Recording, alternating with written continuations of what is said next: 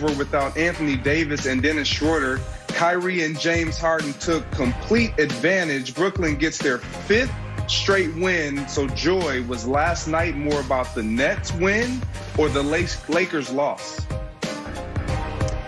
Last night was more about the Nets win, guys. I loved what I saw from the Nets. The Nets are now 10-1 against teams that are 500 or better. Kyrie and Harden had a little conversation.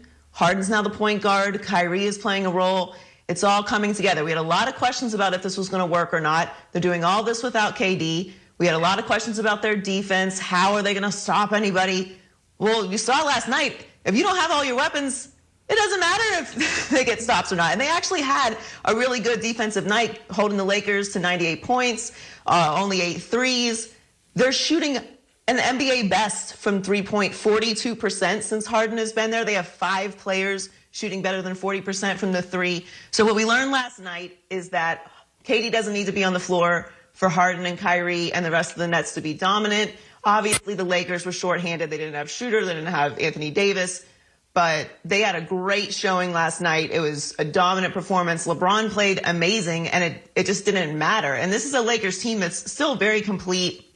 They have great chemistry. I actually expected it to be a much closer game at the end. So I was very impressed with the Nets last night. I think it's much more about what the Nets are doing and them getting into a flow and a rhythm at this point in the season.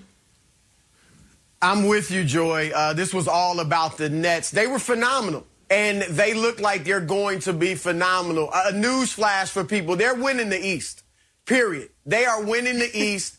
And I'm going to hold off right now on predicting more.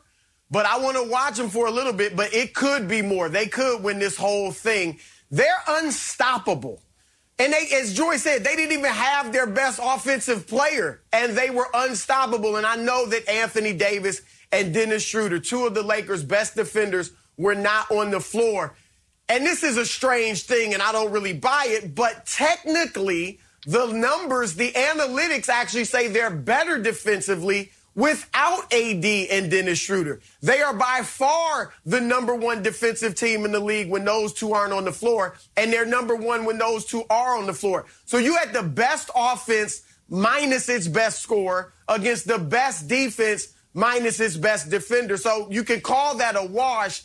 And Brooklyn just ran roughshod over them. They shot 61% from the field as far as effective field goal percentage.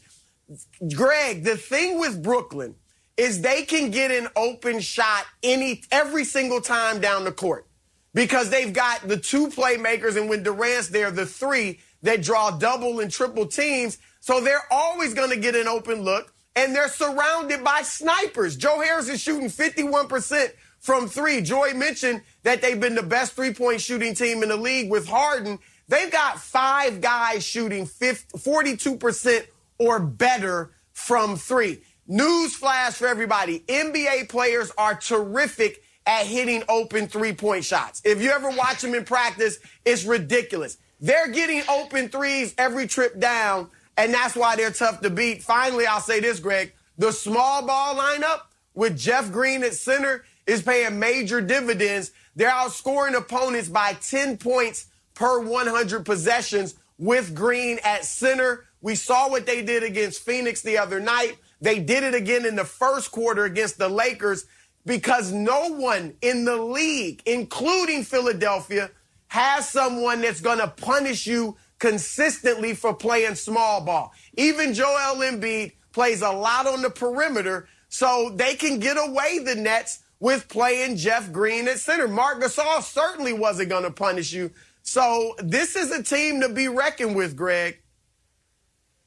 Yeah, I'm with both of you guys, and I'm just going to say this. I'm done needing to be convinced that Kyrie can play with Harden and all 3 of these guys can actually develop that chemistry. Because when we looked at that game last night, what we saw was exactly what we needed to see.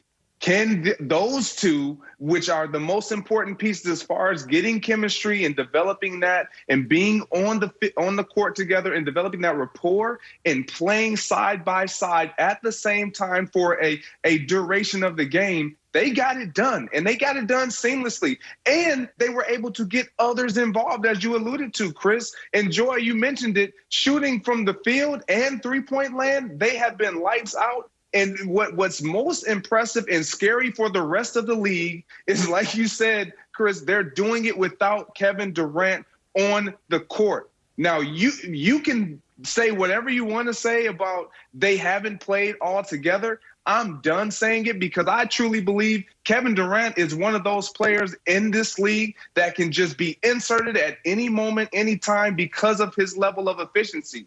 You talk about a player that can get his shot off with less volume than most stars in this league. And when you watch them up against the Lakers, they rebounded well. Joy, you mentioned their defense. It's not about how well they defend. It's Chris, you mentioned this a couple days ago. It's when they get their stops, and they were showing effort last night. They played with high energy. They passed the ball. The ball didn't really stall. But Chris, you said this to me a couple years ago about Kyrie and superstars in the postseason. You got to have them, and you got to have them to close games. Well, they got three of arguably the best closers in all of the National Basketball Association with James, KD, and Kyrie. So I don't see that being a problem in the postseason. And their chemistry, we can scratch that. These guys like to play basketball. They enjoy one another. You see the camaraderie on the sideline, even when they're not in. I'm done questioning it. This team is going to be for real. They are for real. Well, Greg, the chemistry thing, obviously, like KD and Harden played together. It was a long time ago, but, they've already played together. So it was always the question of where is Kyrie going to fit in? And Kyrie is kind of a wild card, and we saw a little bit of that already this season. But to me, that conversation, as I mentioned, with Kyrie and Harden, and Kyrie kind of just giving it over to Harden, I think was very significant. Roles, to me, are vital for championship level organizations and teams. Everyone buying into their role, playing their role to the best of their capabilities, really emphasizing the team, what's best for us, what's going to make us better, and that will make me better. I thought that was a big move by Kyrie, and I think that you're seeing it pay off. Maybe Harden was already in that role, but sometimes you just need to say it, like, it's really yours, like, embody it, and I will do what I do. They're playing amazing basketball right now. I'm with you, Greg. Like, the defensive side of things is not really scaring me. I think you saw that last night.